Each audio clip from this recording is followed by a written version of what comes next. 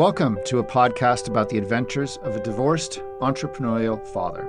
Now, this is a hub of stories, cautionary tales, and life lessons behind the daily struggle to do better and be better and ultimately to find new sparks in life. And even if no one listens to any of these episodes, but I leave something behind for my children that sparks something in or even for them, well, that's good enough for me. However, if you do like what you hear on SparkHub, please support us by linking to the show notes below each episode. And once you're there, please consider subscribing to this podcast on the platform of your choice. And for the best experience, our newsletter gives you the inside scoop, exclusive content, and advanced previews of what's coming next. And by the way, your data is always private with us. We don't sell it, and you can unsubscribe from all of that at any time you want without judgment. So let's begin. My name is Alan, and I have a heck of a story for you.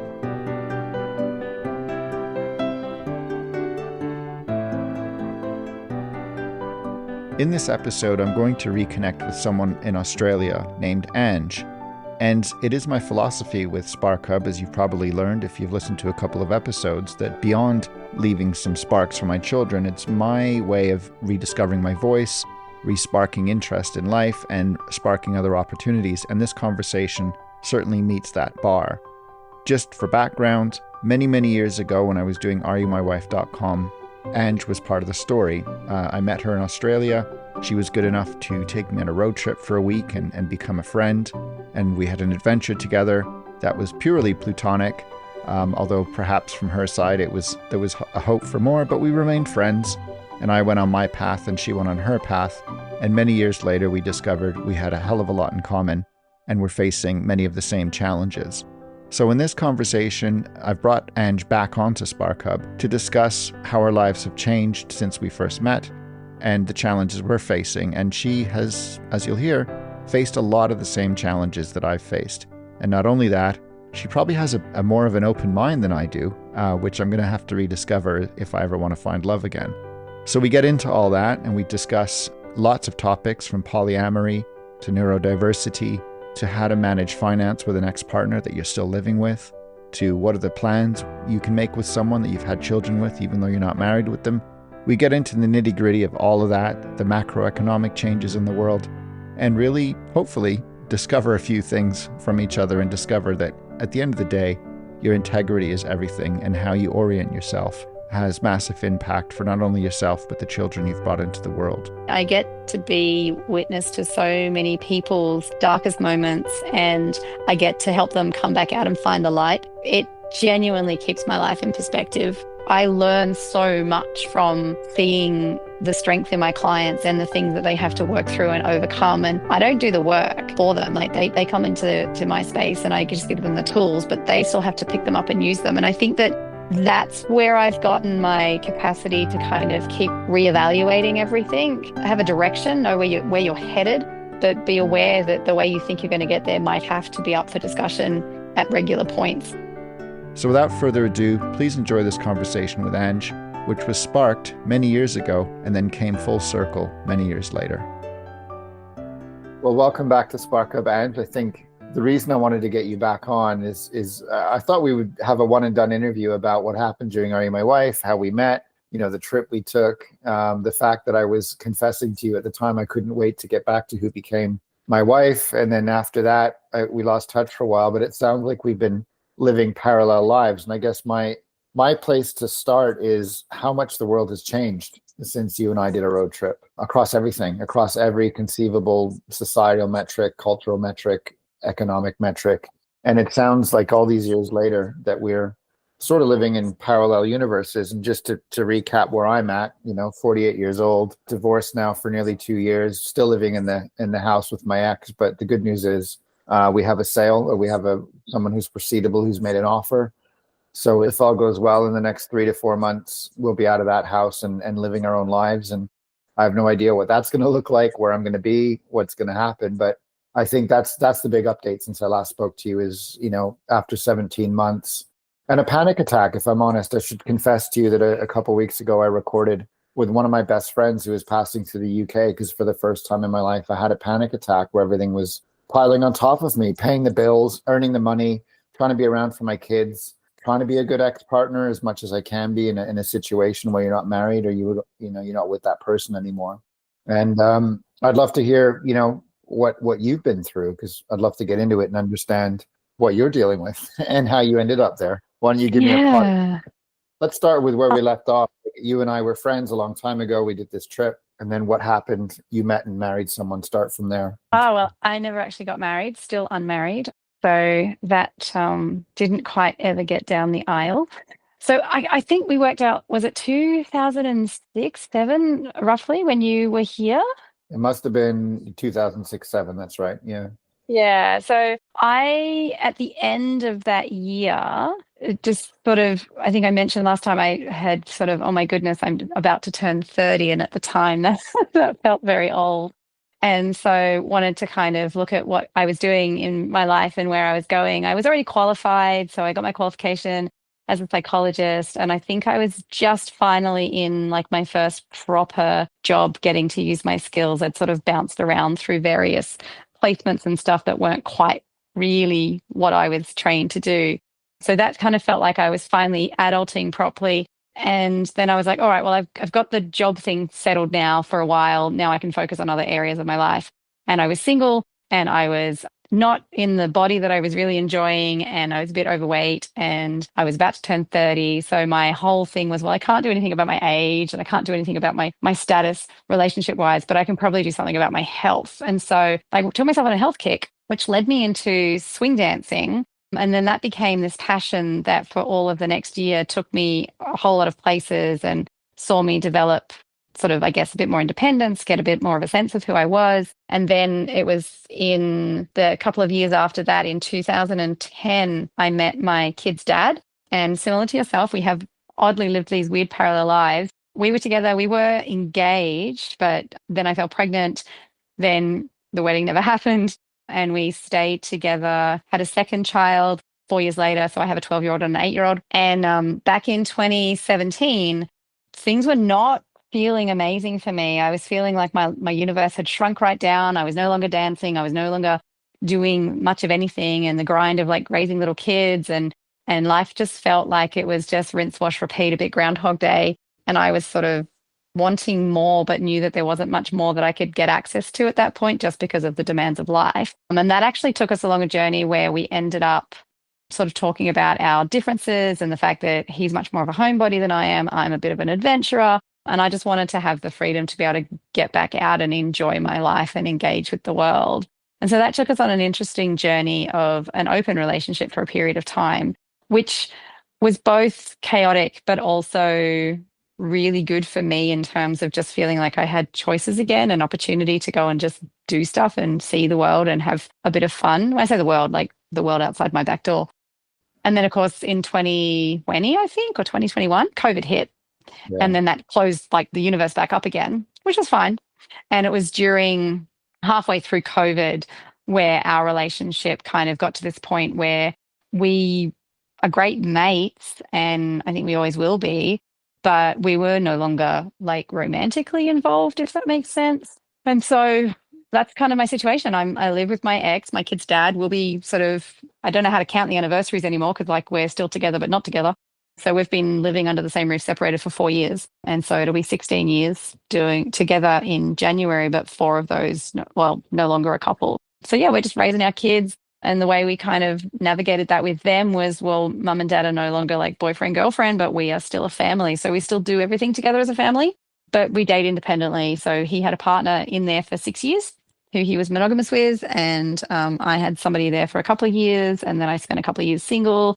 And so it's just been this sort of really weird kind of hodgepodge of keeping the consistency for the kids and a family unit while still trying to live our own lives as much as that allows for us. So yeah. And So to my be clear, circumstance is a little odd. yeah, that I was, well, I don't know. I was going to come to the word odd in a minute. It may or may not be odd, but the question I had for you is when you were seeing other people, were they coming to the house, or were you guys clear that new partners couldn't be brought home? What was the agreement, or how did that play out with his Right. relationships? Yeah. So because of, I guess, my exposure to open relationships and polyamory, I mean, I was first introduced to it when I was 20. So I spent pretty much my entire 20s, including the time when I met you, dating people simultaneously. And it was all above board. It was all open. It was all everybody knew about it. It was no. And so that was who I was when the kid's dad and I started dating. And so it was not as big of a shocking leap for us as a couple as it might have been for somebody that had never encountered that before. And so I'm just very pragmatic. And it was a matter of, well, the kids they were so little, like they were, goodness, my youngest was only like about 18 months old, I think, when we first started dating other people. So the kids don't know different. They just thought mummy and daddy had friends that came over for a sleepover. And we have our arrangement with our house was perfectly set up for it. So we have a decent sized 3-bedroom home, which has a self-contained studio out the back. And so if we wanted the discretion of don't want the kids to know, we just let people come in through the back, sort of like with a side passage, and the back little apartment has its own front door lockable entrance and stuff. And you just invite people over after the kids were asleep. Or so for the first few years of it, it was actually super easy. And the I guess arrangement between he and I was whoever had a guest got to use the back house. So it sounds like you are great friends, because in college that's how it used to be done. You leave a sock on the doorknob to Yes, kind of. signal to someone else you might be entangled. But you used the word odd, and I was going to say, your first reaction as someone who's never experienced polyamory, so I'll put my hand up, I've never experienced it. That's not to say it's wrong. I've never experienced it, but it seems odd initially. But I think what I've noticed, and I'd love to get your opinion on this as a psychologist, is since COVID, and maybe even before COVID, the rules of the game have completely changed. As I said, the whole world has changed. And I know so many people now that are either in open relationships, so there's a few people in the village that are divorced but still living together. I read a Times article a few weeks ago saying there's an epidemic now of separated, divorced people with children, but they're all still living together because they can't afford to live apart. So it sort of forced people into new arrangements, right? And new compromises. And some can handle it and some can't. But I just wonder, as a practicing psychologist, and obviously you can't give away names, I'm not asking you to, but have you noticed a shift in the dynamic of human relationships, especially with those who have children, whether they're married or not? Have you noticed a change in the way people do things? Because I have, but I'm not a psychologist. So I just wonder if everything you've just explained to me has become almost normalized, or people are coming to grips with it, or whatever, So yeah, in my practice, I haven't directly come across too much of that, because that's just not the area I work in. And Australia, by my reckoning, is still a relatively conservative country. Is it becoming more prevalent? Yes and no. I think it's becoming more mainstream. So because I was exposed to it when I was 20, back in like the late 90s, and it's certainly existed and was thriving, but it was very sort of hidden and underground. And you wouldn't have talked about it unless you checked that somebody was okay. A bit like what I can only imagine it would have been like for people that were in same-sex relationships, needing to hide it before they figured out whether it was going to be accepted or not. And so there was a lot of that sort of, it was kind of its own secret, like we know that we're doing it, but we don't really talk about it with people that aren't doing it, sort of thing. And what I've seen shift is that more generations are coming up with the idea that they're pushing back against this whole monogamy is the only option, and wanting to have more availability. And because there is so much acceptance of different types of diversities across all sorts of spaces, I think that that's relationship options is also opening up, and it's getting less kickback than it did, say, 10, 15 years ago. Whether or not COVID accelerated that, I don't know, because I've always seen it. It's just that I identified as being essentially polyamorous all through my 20s, but I didn't start openly talking about it until probably about 4 or 5 years ago. So like it's known in my circles and like through where my kids go to school, and it's known that that's who I am. But it was sort of not something that I would have been as public about sort of even 5, 6 years ago. So it's definitely shifted. I think that some of it has been pushed because of COVID, the cost of living, and again, that sort of how do we navigate this? How do we manage this? I think as well, the old dynamic when families split, sort of it was a matter of like, well, that's done. We've severed that. Let's move on with our lives. And again, I'm not speaking from any kind of research point of view here, but just what I think must have happened was that more often than not, women were left with the brunt of the raising. Men would go off and start new situations. Eventually, women may or may not repartner. And so that was just kind of how you did it. Where now we've got fathers are much more able to be involved. Women are also working and holding down jobs. The spread of parenting has definitely shifted. And I think that's also shifted. What do we do when we're no longer together? Because we both still have to do the labor of raising the children, because that is starting to shift as well. And I think all of those factors play into, well, why have we got these interesting living arrangements and things happening? So I know of just in our immediate circle, and I live in like a more remote sort of space about 100 kilometers west of Sydney. So it's not as densely populated, but just in my small circle up here, I know of like at least 5 other families that are doing what we're doing. Well, I can say, interestingly enough, in my village where I'm living, and I'm living in rural UK, so maybe not too different in terms of population, but there's all kinds of arrangements. There's exes that have left but come back together to live together, but they date openly. They go to the pub openly. They're both single, but they hang out together. There's couples I know that are still friends, but they share a home, and one's renting and one isn't, but they're still trying to figure out their financial stuff. And I think what's interesting, just as a quick flashback, when I met you, I was doing AreYouMyWife, which was a very public thing. And now, contrary to thinking, I had a few people say, wow, you basically have a cherry picking machine where women are just going to throw themselves at you and you can have your way with them. And you can burn bridges if you want. You can be polyamorous. But back then, it didn't even enter my thought process, because I was never dating 2 at a time, 3 at a time. It was always, I knew right away if one was a friend or one wasn't. And by the time I met you, I'd made up my mind I was committed to someone. And so obviously you and I never pursued anything romantic. We just remained friends because of that choice. But now flash forward post-COVID, and now looking around my village and hearing about your village and going, yeah, I know 5 couples that are in various different arrangements, and it changes week to week sometimes. And it just seems to be the way that it is. It's chaotic, and it's not the white picket fence, mom stays home, dad gets in the car and goes to work, that I had when I grew up. It's a completely different beast. And I was home a lot. Even before COVID, I was working from home, and then COVID locked us up for a few years. And in my opinion, and I've said this before and I'll say it again, that is kind of a feather that breaks the camel's back situation, because your house becomes your school, becomes your workplace, becomes your entertainment place. And it just, for us, I found COVID to be especially brutal. Our kids were 4 and 7 at the time. I felt they lost a lot of key learning because they weren't with their friends. They weren't mucking about with kids their age. They were cooped up with us trying to tag team lunch and tag team dog walks. And I was still trying to work from home. But I was shouted at constantly because I was just in the next room, and the kids thought I wasn't doing anything, but I was writing emails. And, I don't remember those years very fondly, but I think it added to the stress of the marriage before, and it just broke us. And then here we are, flash forward, we're still living together. It's almost like it's a reoccurring nightmare in some ways, but we've made it work in the way that we can. And we're trying to do the best for the kids in the way that we know how. But to this day, there's still massive misunderstandings around finance. There's massive misunderstandings around the law. But hopefully in the next 3 to 4 months, I'll be in my own place and she'll be in her own place, and we'll have to go from there. But I find the hardest thing in all this is, when you take the emotion out of it, has just been, how do you balance books with someone, or how do you financially deal with someone once you're divorced? Because technically you're not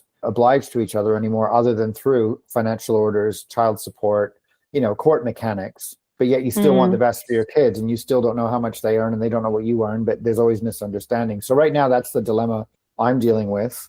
And I think a lot of that led to a panic attack, which I covered off in a different episode. But I don't know how you deal with these things, because it sounds like you have from the outside, it sounds like a cool arrangement, but let's throw into the mix, without going too deep on it, the makeup of the children. I hear all this all the time with you and with others. You've got, let's say, one child who's neurodiverse and one child who is neurotypical, but they're trying to be the comedian, and they're trying to please everybody. And you've got all these disparate personalities in the house that don't align anymore. And there's one person or 2 people trying to hold it together. What's that been like for you in terms of an experience? Well, I mean, it turns out everybody in my house is neurodiverse. We just come in different flavors. So I have ADHD. I got my diagnosis finally confirmed earlier this year. But in terms of what I do for work, I had an inkling for a little while there. I sort of figured it out back when I was late 30s, around about 40. I started to go, oh, I think that this is me. And by that stage, I was starting to question my eldest as being some kind of something, wasn't sure exactly what. And then their diagnosis came through, and they've actually got multiple diagnoses. They have ASD, so that's shorthand for autism, at the level 2. And they also have, they're profoundly gifted, which a lot of people think is like typical, but it's actually not that common. So I have an exceptionally bright child that also is challenged with social circumstances. And then they've got a couple of nuances in there because of the fact that their little brain was taking on so much information. They also have high levels of anxiety and a few other quirks that have come with that. And we literally just got them their second diagnosis confirmed 2 weeks ago, and they are also ADHD. So they are actually an ADHD profile. And my youngest, undiagnosed, but I know what I'm looking at, is also ADHD. And we're just waiting to see whether we do or don't need to go down any formal treatment processes. And then we've realized, based off of my eldest child, that they're a carbon copy of their dad, who is also likely an ADHD level 2 profile. And so for me, it's been a matter of I'm a therapist, I'm a psychologist, and neurodiversity was never my specialty. But I spent a couple of years kicking myself for going, oh my goodness, how did I miss this? Like, I'm living with it. Like, so I had this sort of identity crisis around how can I be in the profession I'm in? And it was like sitting here all the time, and I had no idea what I was living and breathing it and had no clue. But I feel like that's a common story for a lot of people because we just didn't have the information that we had. And that was one of the things for me that really came out of COVID is much more awareness about neurodiversity, because so many people were in the rat race and they went home and then they got to do it their way. And then they couldn't just jump back into what they'd done pre-COVID because they'd had a couple of years of not having to push themselves through these circumstances. And so everybody's doing why is there so much of it now? We never used to have it. Where is it all coming from? And it's just because we have more awareness now, because we had this odd world event that allowed people to engage in life in a completely different way to the usual format that gave them the capacity to realize, oh, that format never worked for me. And so we were really lucky during COVID. It was actually one of our best times, even though our relationship didn't really do too well in it. Us as a family and as a unit and as people, it was brilliant because their dad at the time was lecturing. So his hours were fixed. So he would go in and do a lecture. So when he was lecturing, we had a little back house. So that had a lockable door. So whichever parent was out there was working, whichever parent wasn't working was in here doing kids. And then we would just tag team. So I would wake up and do a 7 o'clock session and an 8 o'clock session, ready for him to get into his 9 o'clock lecture. Then he would bounce out to do lunch at 1 o'clock and I'd go and do a 1 o'clock session. And then he'd bounce back in to go do his 2 o'clock lectures. And I'd bounce back in and do a 5 o'clock and a 6 o'clock session. And then we'd be a family together in the evenings. So I was working uninterrupted. He was working uninterrupted. And our kids got to have us. And we were really lucky with the school format. They didn't try to make us turn home into a learning environment. They were really good at giving us ways to incorporate family life and needs. So things like our kids would get to go on the walk that we were allowed to have. I don't know how it worked in the UK, but we had like a bubble that we were allowed to move around and do exercise and stuff. And so they would send home like little treasure hunts for the kids. Go on your walk and see how many red cars you can find and how many of these. And that was their maths and their counting. But it was a family activity. Today is a family picnic with your family. How many things can you make and put on your sandwich? And so they turned the learning into just life experiences with the family, which was go outside and draw this thing. And so it wasn't a matter of here's your numbers, here's your figures, do this thing, because it would not have worked with my children. And my little one was still pre-primary school. She was hadn't started yet. So she would have, her first year of school happened as we were all coming out of lockdowns and stuff. So they didn't actually miss out on much education during that time just because of where they were in the school year. So we had a very, very different experience to a lot of people. But even in spite of that, it was actually a great time for us because we didn't have financial stress because we were both able to do our jobs. We were technically what they call frontline workers, but we also got to spend so much time with our kids that we would never have gotten otherwise.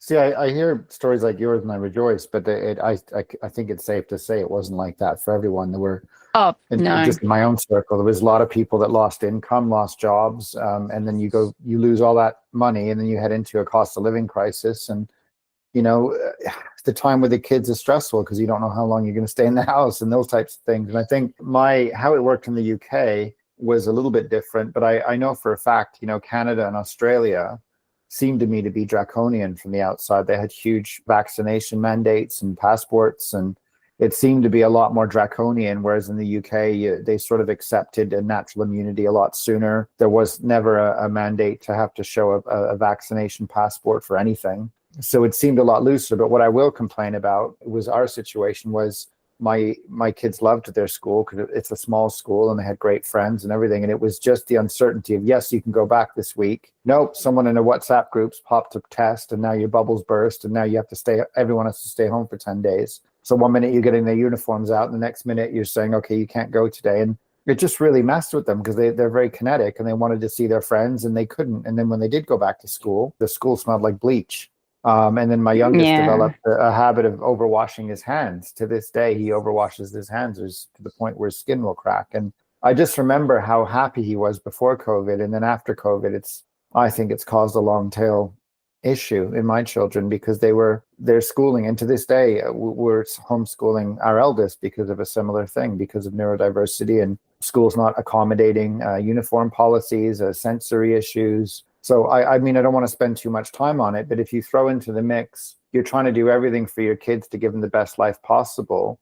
COVID just ripped that away from us in a big, big way. Yeah. And then I obviously didn't have uncertainty because I'm an entrepreneur. I didn't know what was happening week to week in terms of what businesses were. Now, as looking back, a couple of businesses I've been involved in have survived, but they haven't thrived exactly, and they may thrive soon. But just the whole tide went out for us. And yes, did we get more time together? Yeah, but we didn't have this really cool system you did where one tagged in, one tagged out. The bulk of the childcare fell to my ex because I could still work and I was paying all the bills. But that put a lot of stress on the relationship because she was trying to relaunch her own career. And just as we were getting to a point where that could look likely, then suddenly all the gates shut. So, I'm glad you had the experience you did, and I'm glad you weren't affected by what looked like draconian levels of control by the government in Australia, or at least that's how it was perceived from the outside. But I think you're an edge case, to be honest with you. Yeah, I think so too. We were really lucky. It broke a lot of families. Yeah, you guys and there's a couple of people I know that said it was the best time ever, but not everyone can work off their laptop, And we did have that draconian kind of thing, but also because of how remote we are, we were kind of an outlier, even just because of our location, because our geographical area is so large, and they decided to restrain us to our local government areas. But I live in an enormous area because it's so sparsely populated. So for us, day-to-day life kind of didn't change, except that I didn't go to the office to go to work. I went to the back house to go to work. And so for us personally, we were exceptionally lucky. But my work that I was doing was working with people that were more in your circumstance. And so I was going in and doing 7 sessions a day around my family and having occasionally a child Mummy, are you coming to put me to bed? Interrupt a session for a couple of seconds. Like everybody else, we're having the kids interrupt things at times. But I was getting to see what was going on for others and was just grateful that I wasn't having to also try to deal with that at the same time. That was one of the things that we spoke about in sort of circles of other psychologists, was that it was one of the first times that we were aware of where not only were we having to help people through something, but we were also going through it with them, but we had to shelve that to just kind of step into our role to be there for others. It was really kind of surreal. So it's some kind of professional front you had to put on, but meantime, you're going through the same thing as the person who hires you. Yeah, you've got people that are worrying and spiraling and where's it going to go and all of those fears. I mean, we're people too. We were sitting with all of we don't have the answers for any of this, but we still have to sort of come to work and sit with that with people that are not coping with that. It was really interesting from that perspective of something of wow, we're all in this together, but we're all experiencing it really differently. But now flash forward to present day, and I don't know about you, but I still don't think anyone's got the answer. I don't think anyone can make any guarantees at the moment. And I don't know about you, but I feel like I'm going day to day at the moment. It's tough to make plans and, try to travel or do things that I want to do just simply because of so many limitations at the moment. And I don't know if that's going to change or get better or worse, but all I know is in the next 3 to 4 months, I'll be in my own place at some point. So it's kind of scary. Whereas it sounds to me like you guys are settled into your routine, or do you have a plan to live apart at some point, or what's your understanding of your? Well, it's interesting because just at the point where you reached out to do the sort of the where are they now, I had sort of hit a point where, oddly enough, dating was easier for me when he and I were still a couple. Once he moved into the back house, I didn't have anywhere that I could bring people. because I mean, that was now his space, and I respect that that's his bedroom. I have the other one in the other house. But then if I was wanting to connect with somebody or develop a relationship, I was limited to only being able to do that out in the wild. And that gets expensive. Dating is expensive. And not being able to bring somebody back to your house is difficult. And then a lot of other people were in similar situations, potentially in the spaces that I was dating, like sort of separated or halfway through a separation, in terms of like we discussed earlier, we couldn't afford. So we're still under the same roof. No, we're not together, but we're still kind of like living together. I had hit a point at the beginning of this year. I went, you know what, maybe I need to just focus on the kids and just accept that it's a bit too difficult to try to find a relationship in there at the same time, because it's a lot to ask somebody to navigate both my children, their needs, and my ex-partner. And so I sort of had decided that I was going to shift tracks for a bit, and just my youngest is 8. So I've kind of given myself a 10-year time limit on it. And I know that sounds ridiculous because 10 years is such a long time, but I don't know how else to plan it. So I've just decided I'm not going to. And then once I kind of made that decision, settled in, decided I wasn't going to put myself out into spaces where I could maybe make connections or date people, then I met somebody who has just completely fitted into my life. And the kids love him and my ex loves him. And it's really random and bizarre. It just for the moment, so far, so good. And so I don't need to plan to leave at the moment because it works. I mean, look, to end up in that circumstance, just anecdotally, one of the podcasts I did was with a friend named Rich, and I called it the blended post-divorce life because him and his ex are still very good friends. And I think his ex and his current fiance, his fiance cuts his ex's hair. So it's all this wonderful blended family that's all sort of worked out. I don't know if that's on the cards for me, but I wanted to tell you a joke that I saw and then ask a question of the current situation you're in. The joke that I saw was this thing come up on Instagram, and it said, dating nowadays, it's, are you single? Are you single, single divorced, single living with an ex, single, like there was all these definitions of what single is. It was like single plus, almost like when you say LGBTQ plus, right? There's what's the plus? And it's like single with an asterisk, and it's like, which single are you? And it's almost like nowadays people have to put that up front. So you know, it sounds to me like you didn't go looking, or maybe you did for a while, and then you focus back on your kids, and then out of nowhere, this miraculously worked out. So point one is there seems to be this floating joke. And by the way, I'm saying this because at some point I'm going to be dating again. I'm certainly not looking. And until I have my own place, I don't think it's wise. And until the kids are in a routine, I don't think it's wise for me even to consider dating. But you never know, right? Maybe some out of nowhere, someone will float into my life. However, in the short term, if you're saying there's a 10-year plan, and I use that term loosely. I'm not saying you have a plan for 10 years. You're just saying until your kids are 18, which is kind of a court standard in many ways in terms of how they calculate child support. But do you and your ex kind of have an agreement that for the next decade, you'll do certain things status quo for the sake of the kids? And if that is the case, how do you negotiate finances? How do you guys understand numbers together? Or is there confusion around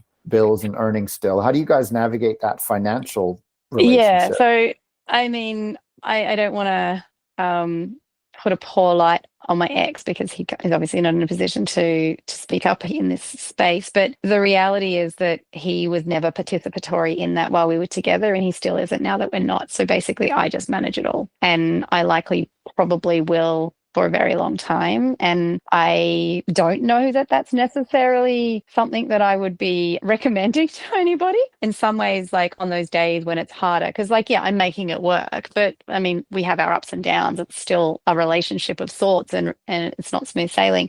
And so I have my moments where I feel like, you know what, I don't have the nice bit of the relationship, but I've still got all the hard bits of the relationship some days. But they're just moments. It's that thing that it's got to be done. And I think of it in terms of capacity, where at the moment he just doesn't have capacity, and for a long time he hasn't had capacity, and I don't know if he'll ever get capacity, but my kids need what they need and I have capacity, so I do it. And so it isn't a negotiation. We don't discuss it. We don't talk about it. I am the money, and he contributes what he can, when he's able to. That's fascinating. I say that's fascinating because I'm still trying to negotiate this. And I've done a number of podcast episodes on divorce, but through 3 lenses, right? An emotional lens, a financial lens, and a legal lens. And the way I've always pitched it is an emotional lens is like a wide angle lens, right? It covers a wide spectrum of things, whereas a financial lens is literally a macro lens because it's just numbers. There's either a dollar in your account or there isn't a dollar in your account, right? It's that binary. And then legal is sort of a zoom lens, which it can zoom in and out on different things. Sometimes it can be emotional needs, sometimes it can be financial needs. But I say that is that sort of the way I looked at things when I went through the court process. And everyone's got to, arrive at their own separation agreement or I mean, you're not married, so you didn't have to go through this. But the reason I bring it up is because you make a decision at one point. You say, actually, I'm going to value the emotional more than anything else. I'm going to walk away with less, or I'm going to compromise on certain amounts of income, or I'm going to work less, but at least I'll be with the children while they're still young. Because I know there's a day coming where they're going to be older and they won't see me as much. So I want to make sure I bank that time and bank those memories now while I can. But that comes at a cost in the legal side, and it comes at a cost on the financial side. So it's interesting how, you and me are sort of facing the same problem in different proportions. Whereas I've gone, you know what, in the big picture, which is the emotional wide angle lens, I don't want to cause any more distress in the separation to my children. I don't want to cause any family ties to be broken. But then in the day to day, when you're fighting around numbers and you're trying to understand how you're going to pay your mortgage every month or whatever, these things do come up and there are misunderstandings and they will stress everything because it's just the world we live in. But the fact that you kind of have a plan and you guys kind of have an understanding, it strikes me that you've prioritized emotional just as I've done. And so, you know what, in the grand picture, money will come and go. Relationships might come and go. The legal system might change depending on whatever. But at the end of the day, you have to put a premium on the emotion of your children or the emotion of a number of things. And it's not easy. Like you say, there's no good answer, but the best thing I can do is look at other reference points, look at other couples who say have over indexed on finance or spent tens of thousands of pounds in the court system to fight for assets that may or may not be worth that. And I kind of go, you know what, these are sliding doors scenarios. If I really, really wanted to put my foot down legally or financially, I could, but it would be at the cost of these things. And so to have that perspective when you're in a situation like you're in or like I'm in, where you're still living under the same roof. Now, obviously, you have a way different setup than I do. But when I hear you talk about these things, that's where my mind goes to is, wow, Ange has really thought this through from every angle and has come out, to a point where it seems to work for everyone for now. And like you say, and forget 10 years, what's going to happen in 10 minutes? You know what I mean? That may change it all, but at least you have some principles in place. And it sounds to me like you've got some firm understandings, and that's how relationships work. Yeah, I think for me, the kind of style of therapy that I've lent towards for most of my career is acceptance and commitment therapy is kind of the bulk of how I approach things with my work. And of course, I've been doing it now for nearly 21 years. And so it rubs off on you. It harks back to what's important to me. What are my values?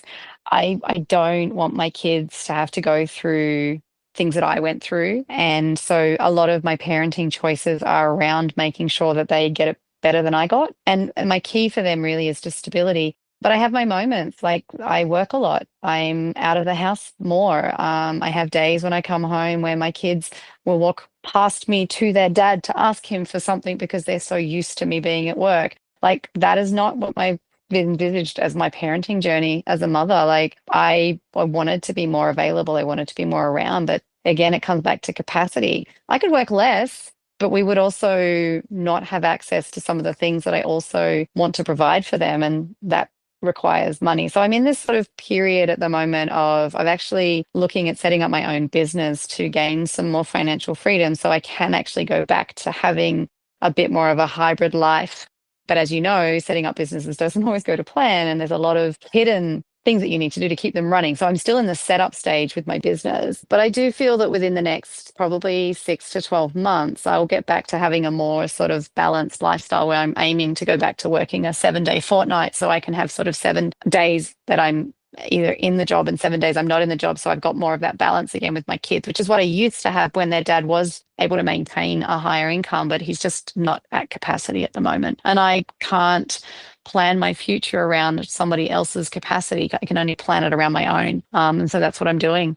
It's this idea of temporarily, I mean, my mindset is I have 3 dependents, even though I have no legal obligation to him and I have no romantic obligation to him. at the point where we knew we were going to have our first child, big conversations obviously come up at that point. And one of mine all those years ago was, if we have children, regardless of what happens to us as a couple, the commitment has to be to them first. And that means that if you and I are not together, that we still put them at the forefront of how we navigate the world. And to his credit, he's doing that to the best of his ability. And I can't really ask for more than that. So while he's in this position where his capacity to earn is compromised, I have the ability to fill that gap. And so I do that not for him, but I do that because he's family now, and he will always be family because he's my kid's dad. Regardless of what, hopes and dreams we might have had as a couple, he will be their dad forever. And so I'm never going to cut him off, because I don't want to teach my kids that that's how you treat people, if that makes sense. That's kind of when I have those hard days, that's what I come back to. That's my core value around this, is that no, this is how you take care of family. Well, it's interesting. I want to maybe just close out on two things, if I may, based on everything you've just said. So on the integrity side of things, I've always felt that I have been a person of high integrity. And even, I might have told you this, and I mentioned it, when I was doing AreYouMyWife, I had all these people saying, "You lucky bastard, you can basically sleep your way around the world." But I never did. And you witnessed that when we met. I didn't compromise. I sort of committed myself to someone, and that's who I am. And even in my darkest days, sometimes I feel like I should be maybe a bad boy or break the rules or whatever, but I come back to the integrity level and go, you know what, how's that going to affect my kids? So that's my navigation point, is if I take this action, or if I do something crazy, or if I have another argument with my ex in front of them, or so now I just have a code word. If ever there's a situation, I just go boundaries and I walk away and I let everything simmer down. And then usually within half an hour, things go smoothly again. But it took me a long time to get there, because I used to just be very confrontational when I was like you, like I had bad days. And, I saw this thing the other day that a good partnership's 50-50, but it's not always 50-50. Some days it might be 90-10 because of capacity and bandwidth. And some days you'll have to come home having done a full day's work, then load the laundry, then cook dinner, whatever, because the other person's burnt out or for whatever reason. But if you're not able to bake that into your relationship, that's 50-50 with an asterisk, and it will fluctuate. But in the long term, it works out and it averages to 50-50, then, that's how relationships can end up breaking down, because one person feels aggrieved or resentful. But like you, I have this point of integrity. And it's funny that I'm speaking to you all these years later, having, when we were younger and we first met and you made a romantic inquiry and I was adamant about it. Now I've come all these years later, learning about polyamory, learning about people that have, open relationships and stuff. And I was never closed to it. It was just never familiar to me. But like you say, the world's moved on and it seems to be a thing now. So maybe I have to open my mind to that. So I'd say that the piece of advice I've taken from you the most from this is just have integrity, but keep your mind open. I think that's a fair way of summarizing what I've learned from you. But I also have some advice for you, which comes from an entrepreneurial side thing. Is I hear you say you want to set up your own business. And I've done numerous episodes on how to be an entrepreneur, the stories, the things that I've learned. But the biggest lesson I've learned is it's a marathon. So you've run a marathon in your own relationship. You've run a marathon with your kids. You've run a marathon with your ex. We both have. But if you want to build a business, it's a 10-year plan. And sometimes you can't make it go faster. But what you can do is be consistent over time. And over time, consistency will reward you financially and in business and everything else. So don't set yourself up for failure and say, I've got to achieve all this in 1 year. I've got to achieve this by this date. Like you did with your ex, make a long-term plan, what you want out of your business, and accept it might take 10 years. But if you plug away I'm already each day, 7 years in. Yeah, well, then it might take a bit longer. I mean, most businesses don't get to 7 years, right? And this is the thing I learned, is that it might have affected my marriage. I'm pretty certain it did. But I was always like, okay, this year it's going to be big. This year this will happen. This year.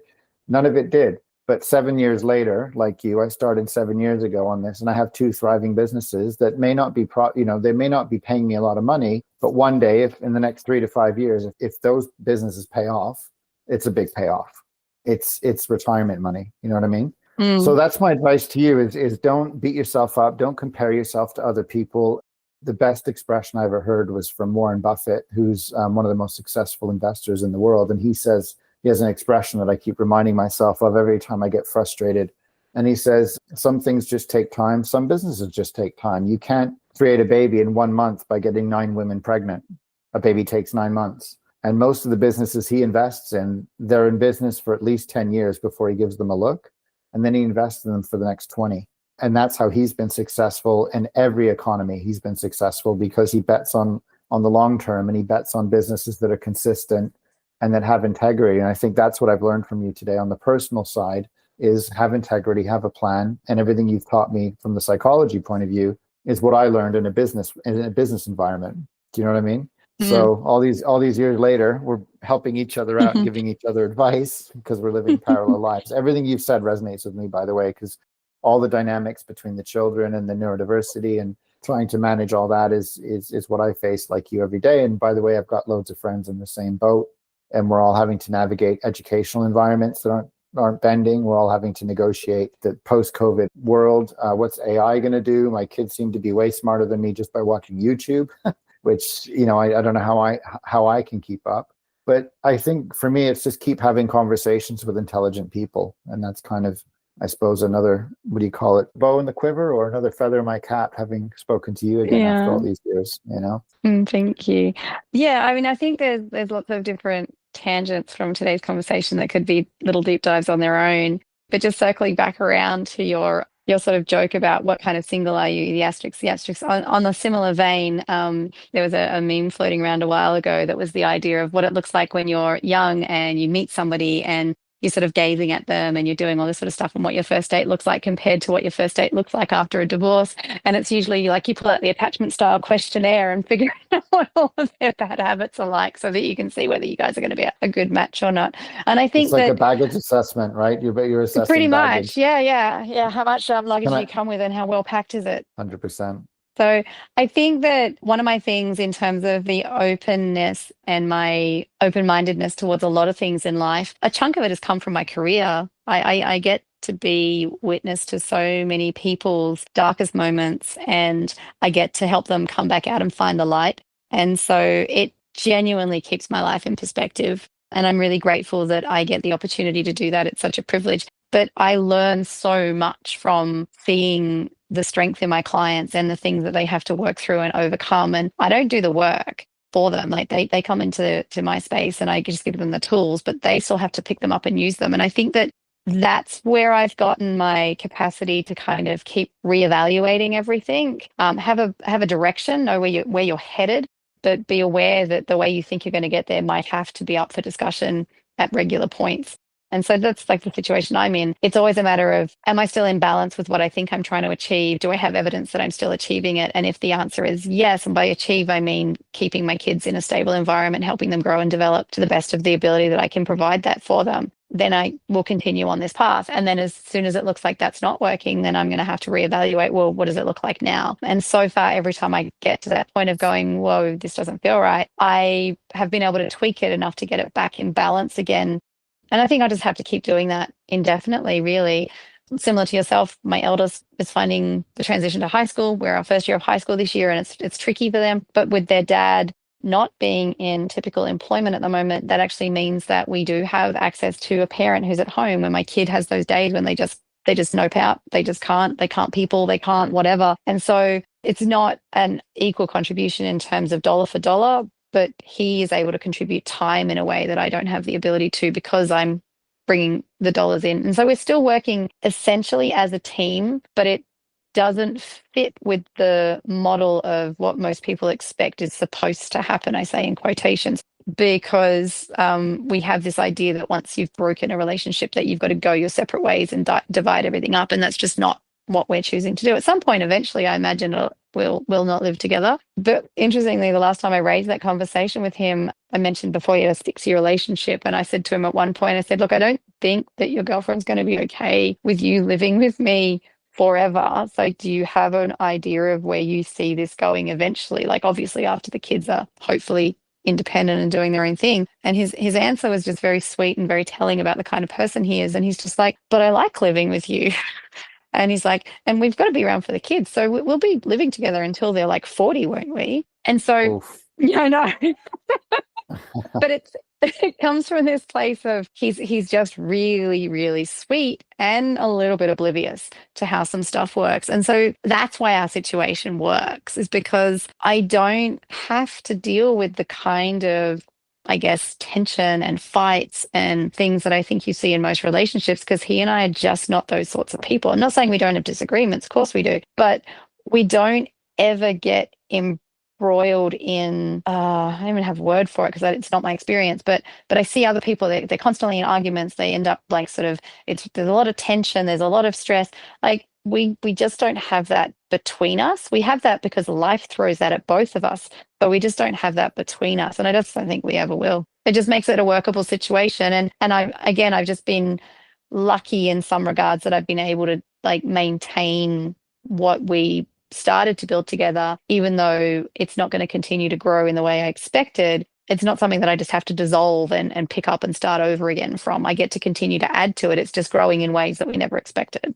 Well, from my perspective, it's swapping lenses, isn't it? And every situation now I try and look at through 3 different lenses, and that's my way of framing things. And that might not be the best way to do it, or there might be other ways, but it's my method because I came up as a photographer. So I'm always like, how do you make the perfect shot? Well, there's a lot of thinking that goes into that, into composition and light and everything. And I apply the same to life. I look at it through the wide lens, the fixed lens, and the macro lens. And I don't know if I'll ever make all the best choices, and maybe I'll regret some, and maybe I'll celebrate others. But like you, it's a day at a time and perspective. And I think what's giving me perspective, because I know you get it professionally, is conversations like these and reconnecting with people and just seeing what's happened to certain people I knew when and where have they ended up now. So the past couple of episodes, one has been with one of my best friends who knew me since I was 8, and another's been with a friend who, like you, has been through a situation where he's come out in what I call a blended scenario, but the blend works for them. Obviously, a blend won't work for everyone, but it seems to work for him, and your blend is unique and it works for you.